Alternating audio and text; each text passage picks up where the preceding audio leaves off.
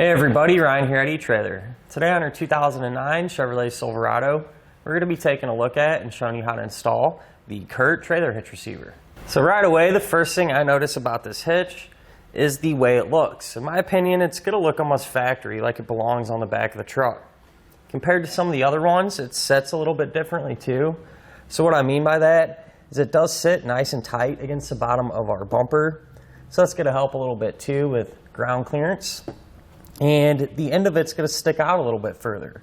So not only is it going to be a little easier to get your ball mount or your accessories in and out, but if you do ever happen to use a fold-up accessory like a cargo carrier or something, you're going to have that little bit of extra room. So in my opinion, this is going to be a good all-around hitch. It's not going to be extremely heavy duty, but it's not going to be lightweight. It's going to kind of be in that happy medium there.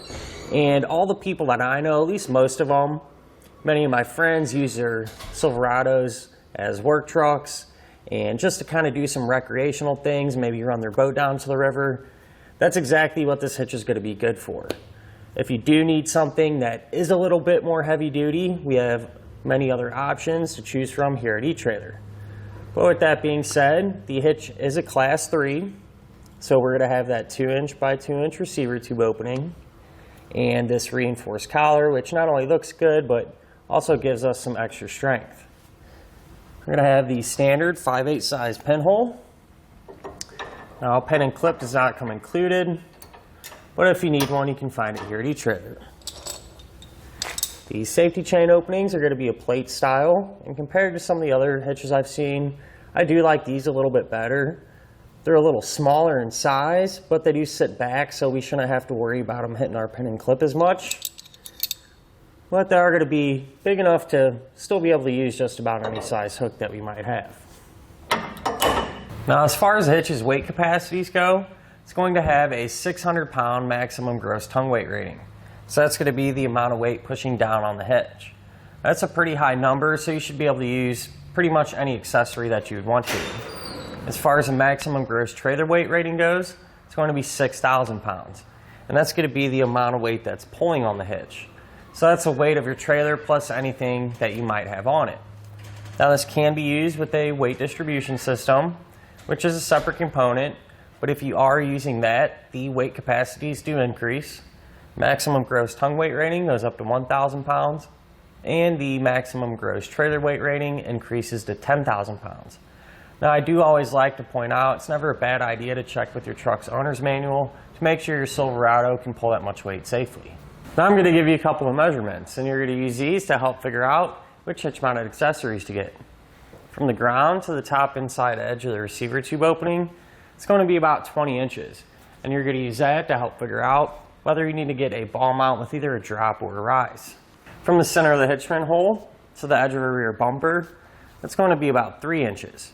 And you're going to use that to help figure out that if any folding accessories you might have can be stored in the upright position without contacting the bumper. So overall, a really versatile hitch. It's made right here in the USA, and it's going to help you get the job done. Now, as far as installation goes, it actually is really straightforward, isn't too difficult, and shouldn't take you a whole lot of time. Speaking of which, let's go ahead and put it on together now. To begin our install, we're going to be working underneath the back of our Chevy. And what you can do is temporarily lower and remove the spare tire. It just helps give you a little bit more room. However, I tried to lower mine and our mechanism seems to be broken, so we're not going to worry about that. But that's okay, we can still get the hitch on without dropping this down. But what we're going to need to do is come to each side of our frame rail and remove a factory bolt. This is what the bolt looks like right here that we need to take out. And I'll grab a 21mm socket to pull it out. Now I want to mention, anything we do to this side of our truck, we're also going to do to the other side because it's going to be set up the exact same way.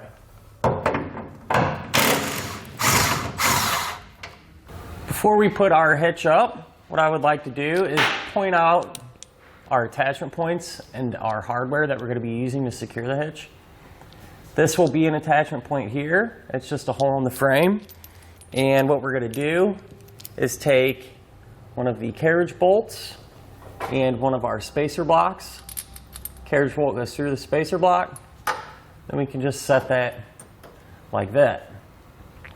The weld nut here, the factory weld nut, we just removed that factory bolt from. That's going to be another attachment point. And it's a good idea, since it is threaded, just to kind of clean those threads out using a toothbrush. But what bolt will go in there is the hex bolt and a conical tooth washer. You want the teeth on the washer to face up towards the hitch once we have it up there. If we kind of follow our bumper beam here towards the center, we're going to have 2 more attachment points. These are also going to be threaded weld nuts. So again, clean those out. And once our hitch is up there, we're going to take another hex bolt and that conical tooth washer, and those will go there. Now we can grab our hitch and we're going to raise it into position.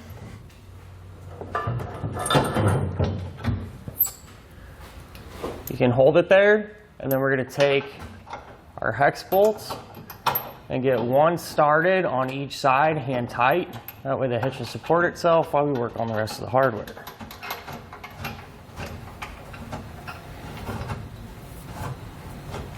So our carriage bolts that drop through the frame and through the hitch, they're going to receive a hex nut.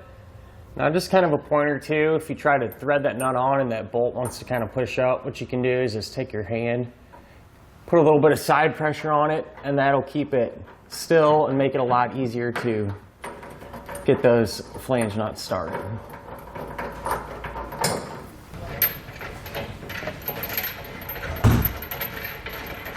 With all of our hardware in place, now we can come back and snug them all down.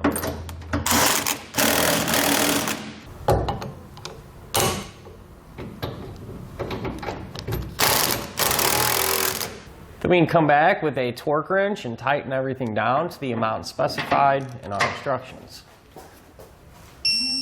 And that'll finish up our look at and our installation of the Curt Trailer Hitch Receiver on our 2009 Chevrolet Silverado.